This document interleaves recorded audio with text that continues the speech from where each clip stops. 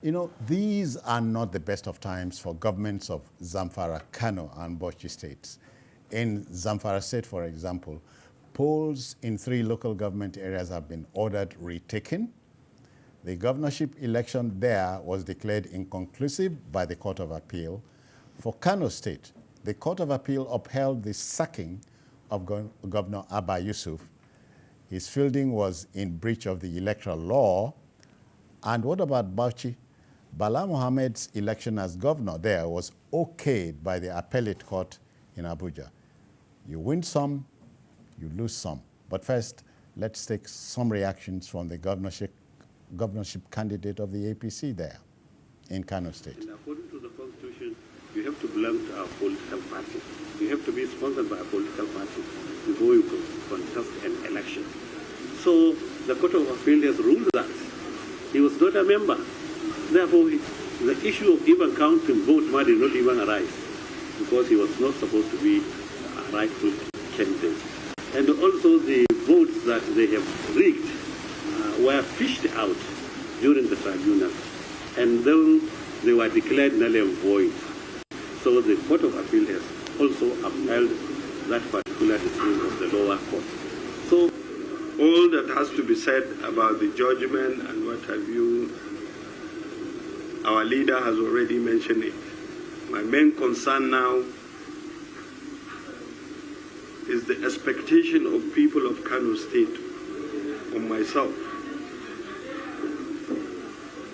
The expectation of those that have the belief in me, particularly the national chairman, whom I serve as the deputy governor, and he find me worthy. All right. So, in 2023, we're still handing over the baton to the judiciary in determining outcome of elections. So when the 16th President of America, Abraham Lincoln, said the ballot is stronger than a bullet, he was talking about the sanctity of the ballot box, but that's not there anymore. Are you sure it's not there? Okay, are you asking or telling me? Well, I think our democracy is evolving, and we'll grow beyond all of these at some point. And at some point, there is nothing you do, it doesn't count. After you must have voted, some folks will go to the place, they take the box and they just go to a room and they make the announcement of whoever they most prefer. And it got to a point that they started buying votes, knowing well that vote counts. If the vote is not counting, they won't be offering 10,000 per vote, 20,000 in some places. Where we are now is the fact that you have politicians who always will be looking for ways to circumvent the process put in place. And since you can't leave the game to them, else the poor will suffer. We now have the judiciary in place, and of course, that is what the judiciary should even be doing in the first instance. So you know that if you don't get... So has it become a way of life here? See, it is evolving. That is the stage we are now. We'll still get beyond the stage, but there is no time. You won't have the courts getting involved in the electoral process. The only difference is that the volume will reduce, as time, as we, you are one of travel in those this journey. you are one of those who tell me that America, we have to wait like America, 230 years. We may not have to wait, that much. See, I don't know how to strike home some points, but I'd like us to understand that the environment is a determinant of whatever you see in the system, whether your leadership or the outcomes of your social, political phenomenon. It is on the environment. Today, look at your religious center. Where I'm coming. Just a minute. Yes. Do we deserve what we have today?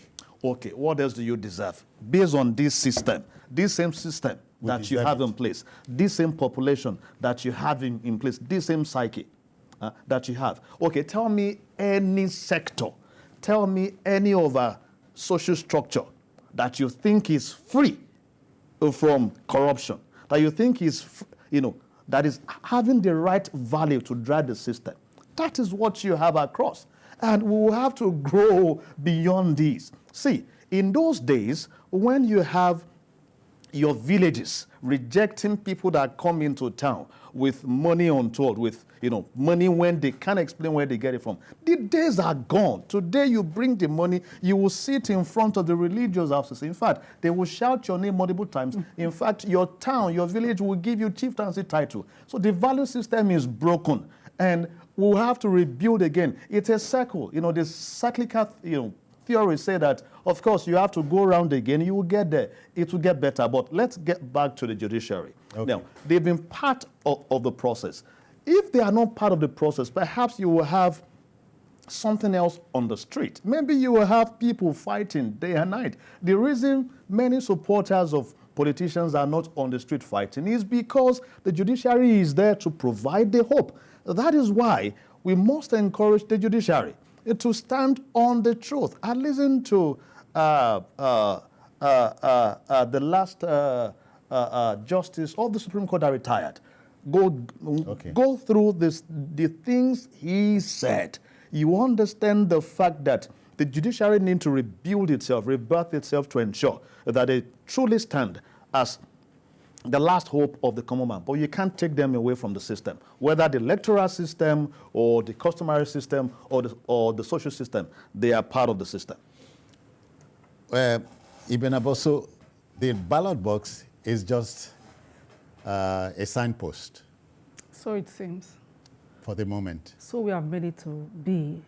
But you see, the problem we have is a Nigerian problem. We have a situation whereby corruption is systemic. Values shape a human being. And when you have lost that value, you become shapeless.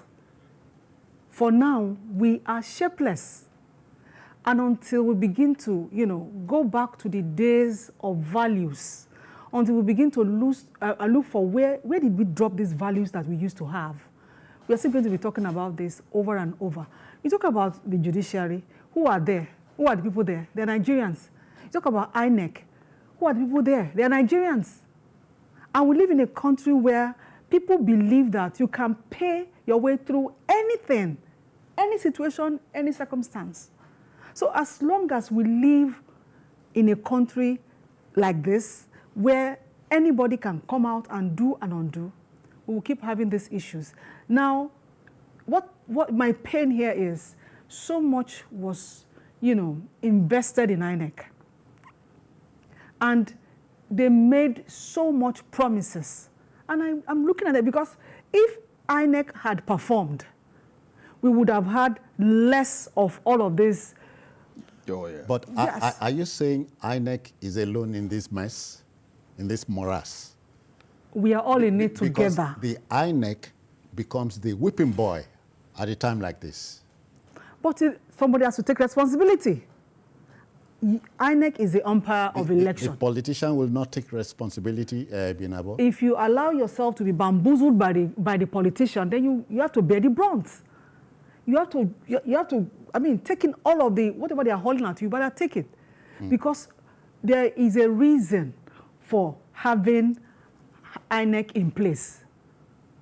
You are supposed to oversee all our elections. And they didn't bring people from other countries. These are Nigerians. They understand how we operate. And they have promised that okay, I know you, I know where you're going to come at me from, and I'm ready. So how ready are they? All right. What should INEC do going forward from here? It is not even about INEC. What should the government do? If the government will have the balls to do the right thing. Okay. We need to restructure INEC. Of course, I will always advocate for structural reform in a defective system, and INEC is one. You need a structural reform. Now, the leadership recruitment process of that body must change. As long as politicians would nominate their own loyalists to go to INEC, you don't expect those people to be loyal to the people. They will only be loyal to those, they will show loyalty largely to those who put them there. That is how the system works all over. And so, for me, I think we must ensure that we have a total overhaul of INEC. And in this game, we keep thinking INEC will also just become the next holy thing in town. It will not happen. It will not happen. See, the people you appoint in different positions, don't look at INEC alone. Look at the structure you have across board. Look at the police, look at the judiciary, even look at the system we have. The people will still come, those you appoint will come from this same system. But I still believe that there are some you will see that will at least have the 80-20 Pareto game. You can give 80 to the people, give 20 to service the system. If we run that, things will be far, far better. But you will not expect, a body that will be totally free of such. Of course, you can't get that in place right now in Nigeria. But we can get INEC to be better if we run a structural reform to ensure that the leadership recruitment process is better than what you have now. Then I think, too, we must put in place the right laws. Right now, the politician can also, they get their way through, not necessarily because that at times that they should, but because they know that the system, there is no, we don't have a system that will enforce the law.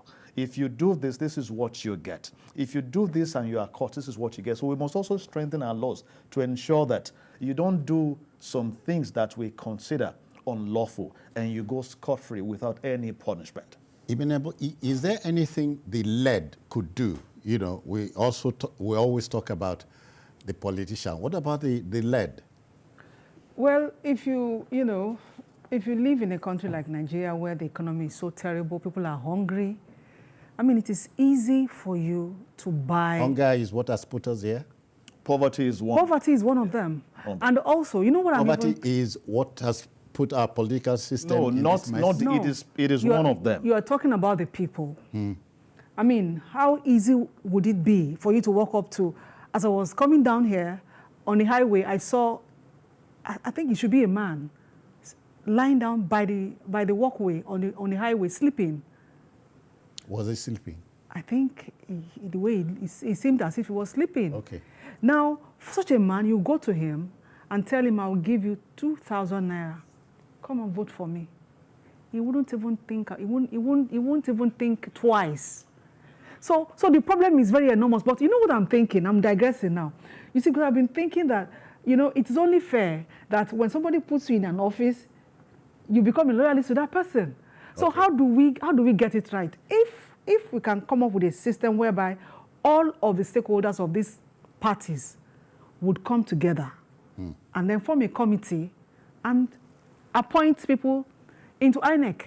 In SA, for example, I think the judicial system, they have a system in place where the opposition also nominates into the system. But what she just said about poverty, it is real. I'll give you an example. It was an election. I wanted us to go state by state, vis-a-vis the government. So let's even start from Kano. Okay. Are you surprised by what happened in Kano? See, I don't want to make some pronouncement regarding Kano until the Supreme Court. See, you have okay. Let me not make the thing will go up there. Of course, it's going up there. So I think so. I think it ends at the Supreme Court. Yes. Governorship. Or the governorship. Only yes, senatorial this thing ends at the appeal. So let's wait for that because see, Kano has a very peculiar history that for me, I want to be very careful on. We share some responsibility in the public space.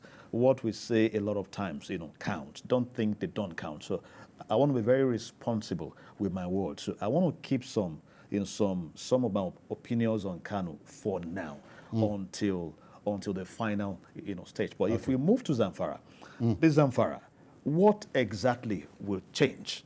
Let's assume that Supreme Court, also also follows the expert. If you look at the numbers, 377,000 for Lawal and 311,000 for Matawale. Yeah. Now, these three local governments, the total vote there for PDP was about 58,000. The total vote, they won 2 of the local government, they lost 1, while APC won 1 of the 3 and lost 2. Now, if you calculate the total number of votes for APC, I think is about 32,000. So deduct what they have each. You will still have a margin of maybe something in the range of 40,000. Now, what is the total number of PVC collected in these areas? If they go into the runoff, and you will have a speaker, a PDP member in place that will emerge as the acting governor that will superintend over that election. Of course, I'm not taking away the fact that you have a Matawale who is a sitting minister of state for defense who likely wields some powers there. You also complain that they use the military against him during the election. But I doubt if it would be easy to cover this distance and upstage the sitting governor. Something happened in Kano 2019 when they had a runoff, but the distance was not much. And you had the governor himself on the seat driving the process. He moved tractors to those places to construct roads, and he did so much in those few days.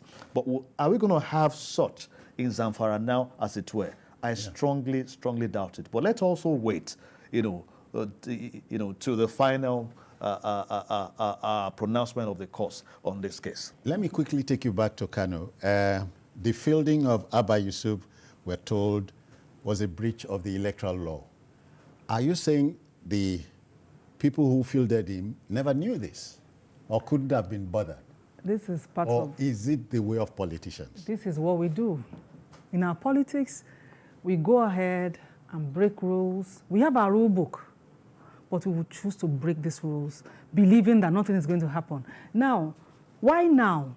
What I'm seeing here is that there must have been a lot of issues concerning internal democracy in the party, because there would have been some other people or other party members who would want to represent the party, and then somebody just came and imposed another person who wasn't actually a member of that party. So the party itself has internal problem. So I just hope that they are able to resolve all of this. I think that's a very peculiar case. Now, each time Kwakwansia movement moves to a new place, they take over, they have the number. NNPP was nowhere before the Kwakwansia movement moved into that party. So it was, of course, ipso facto. They just owned the party as soon as they moved. So for them, bringing Abba Yusuf, if the Kwakwansia movement agrees that is the one, of course, and he stood for them also in 2019. So for me, it's not about the NNPP per se structure that they imposed, because where were they in Kano before they moved? The man moved into PDP to prove that he's strong. He moved into PDP then from APC, and he nearly defeated the sitting government. They deployed everything to take him out. If he won the first election, it was in the runoff that they took him out. And so he moved again from PDP to NNPP to show that he's strong. And, he took the stage and give it to him or not. The fact that he fought against the sitting government, both at the federal and state, and of course, in court, defeated until the final pronouncement, though. He tried. However, I still say that I want to reserve some commentaries on Kano until the final pronouncement. Okay, so we'll wait. Except that Ibn Abo and Kolawole, I'm troubled because our politicians are Machiavellian, win by every and any means. It is when it is not in their favor, it is wrong. I was talking somewhere. A man said, sorry, just a few seconds. A man said INEC should have disqualified a person. This is the same man that went to court to fight years back, that INEC has no right to disqualify him. All right, we must go. Let me thank Kolawole Johnson for coming. Thank you, Grandpa. Thank you. Ibn Abo, many thanks too. Thank you. That's our show for this Friday and for the week. Of course, don't forget that on Sunday, we'll expand the field for you from 1:30. But if you missed any part of this particular show, join us later tonight at 11 p.m. And our show is also on YouTube, on youtube.com/TVC News Nigeria. I am Citizen Jones Hussein. Bye-bye now. Take care.